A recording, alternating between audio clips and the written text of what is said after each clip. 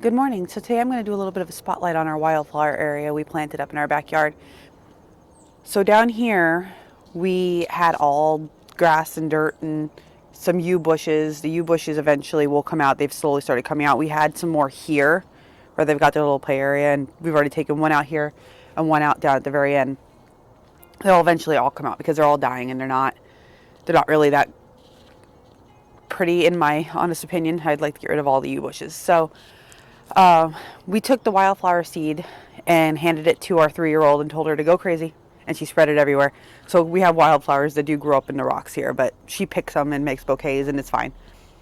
I had plants in these containers that were summer thriving plants that are now gone, so those would be saved for next year.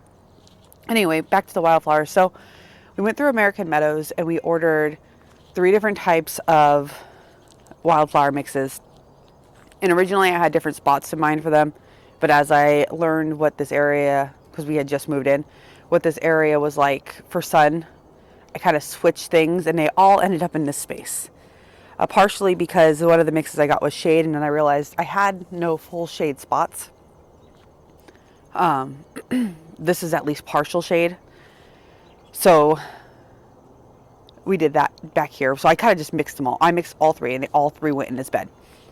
Also, my 3-year-old kept asking for more seed. Once you let them do one thing, they want to keep doing it. So I just kept giving her bags of seed and she just kept spreading them, and it turned out really pretty. I mean, we've had a lot of really nice color going on here. A lot of these are just now opening as the weather is cooling off. Obviously still some weeds and some wild grass spread in here, which is the best part about having a wildflower patch in your garden, because you can make it look intentional. Wildflowers most of the time will be stuff that people consider to be weeds. I mean, you've got some flowers in here. I had to actually go and figure out what they were because I wasn't 100% sure if they were a weed or if they were a wildflower, which I was going to let them stay anyway. But my curiosity got the best of me. I wanted to know what every single flower that was growing in here was. So I was out here taking pictures and been trying to figure out what everything was. We have the sunflowers. It's getting a little too cold for them. We had sunflowers throughout here. And they're dying off now. The zinnias seem to be getting hit by a little bit of the cold. Our night temperatures aren't that bad yet. We're still in the 40s. We've had a couple of low 30s, but not anything terrible to take out my plants just yet.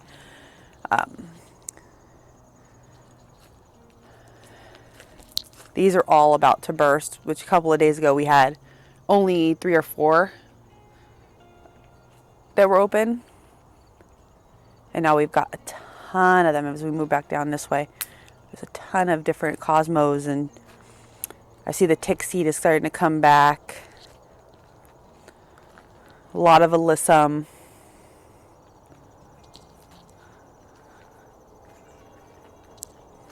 The poppies are coming back. I loved the poppies. We had them.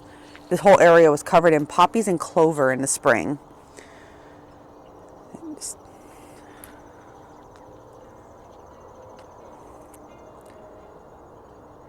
And then the thumbergia back there, we actually bought at a nursery. My daughter wanted to go buy plants. She's a little version of me. As soon as the weather started warming up in the spring, she wanted to go buy a plant. So we went and bought 2 of the thumbergia.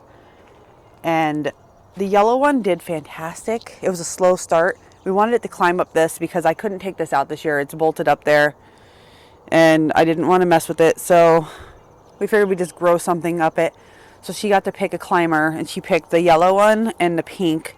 And a couple of the pinks, they were trying. I think they just didn't get enough light back here. And right after we planted them, we got a really random cold snap that came through, and I didn't have enough frost protection to cover the things that I was trying to protect. I had already had some stuff planted out that I needed to definitely protect. So I figured we'll just see what happens. I put some metal buckets over them and just kind of went with it.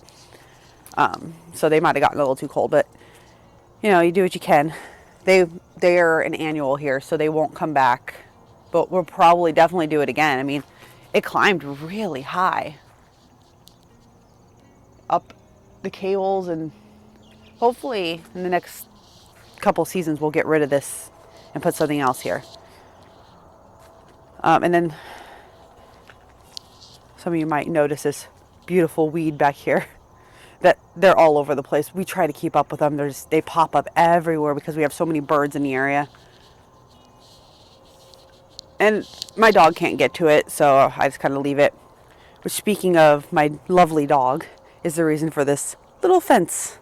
I had originally planned on having this whole area just kind of spill out over the rock, and then he slowly started trying to dig out the entire patch. So we had to put up a little fence, which doesn't stop him. He could just step right over it, but at least gives him pause a little bit to have a second thought about what he's doing. And I normally catch him in the act. But he has made himself a nice little hole in there that the flowers is kind of growing right over. And this yellow line here actually goes to I want to say a gas tank. They must have had one here before we moved in. We don't have gas on the property, so it's not hooked to anything. It will be getting taken out, but it goes all the way over here. We just haven't gotten a chance to take it out yet. And then this last area, not wildflowers, these are Coleus. I started these all from seed. They were teeny tiny. I think I have one in here that still might be really tiny. Well, she's growing now. But they were small for a very long time. And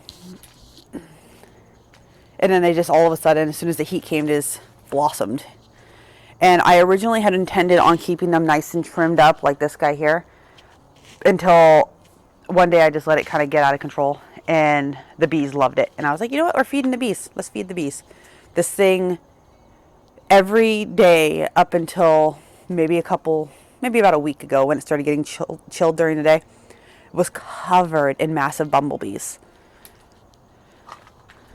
So I'll definitely put this again on the property. I don't know if I'll put it right here because it was a little nerve-wracking with all the different bees and wasps with the kids playing over here, because this was way more of a pollinator attractor than the entire wildflower area altogether. Like when I say covered, I mean it was covered in bees and different wasp and all kinds of stuff. It was just covered in different pollinators. And then down here I have a poppy. It looks like a weed, but it is a poppy. I took seeds from this poppy and I have currently got them trying to grow in my plant room. I'm seeing what I can do to get more of those poppies because the color was absolutely beautiful and I don't know where to find them. I lost the tag and I bought it on clearance last year. It's pretty much our wildflower patch, a little strip back here. I'm going to do wildflowers again next year. I'm going to reseed this particular strip, and then I've got 2 more areas that are full sun that I'm going to have wildflowers tossed out into. Also by my 3-year-old again, because she really enjoys having her bucket of seeds and just singing to the bugs and the butterflies. I'm thinking probably the front yard. We want to have a couple of areas because this particular spot has been such a value for her to go, and she picks her wildflowers and she fills her mason jar and she sits down at her little table and she talks to the butterflies and she runs around singing "Butterflies Land on Me."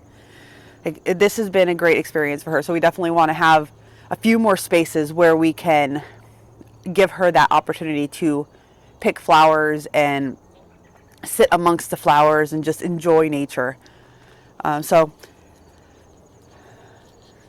yeah, that's pretty much it. So thanks for watching.